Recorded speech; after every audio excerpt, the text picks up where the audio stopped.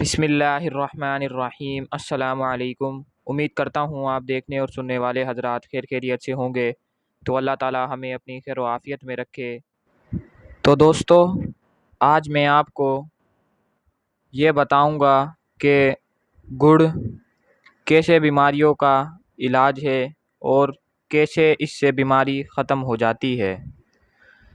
تو یہ بتانے سے پہلے میں آپ کو اس کے کچھ فائدے بتا دیتا ہوں، اور اس کے بعد پھر آپ کو اس کے استعمال کے بارے میں بتاؤں گا کہ کیسے آپ نے یہ استعمال کرنا ہے تاکہ جو آپ کی بیماری ہے وہ ختم ہو سکے۔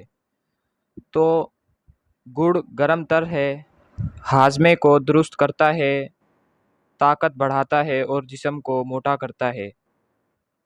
پیشاب آور، بادی اور بلغم کا دافع اور مقوی باع ہے۔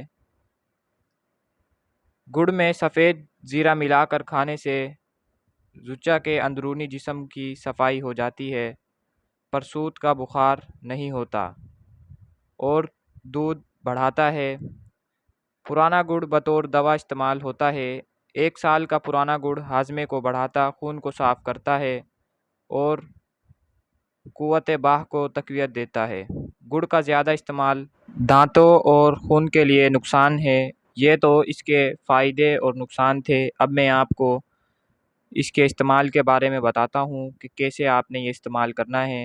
تو دوستو، اس سے پہلے میری یہی گزارش ہے کہ اگر آپ میرے چینل پر نئے ہیں تو میرے چینل کو سبسکرائب کر لیں، اور اگر میری ویڈیو آپ کو پسند آئے تو لائک لازمی کریں۔ تو دوستو، اس گڑ کا استعمال بہت ہی آسان ہے۔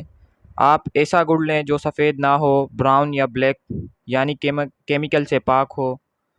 پھر آپ نے ہر کھانے کے بعد تھوڑا سا 1 ٹافی کے برابر یہ گڑ کھانا ہے۔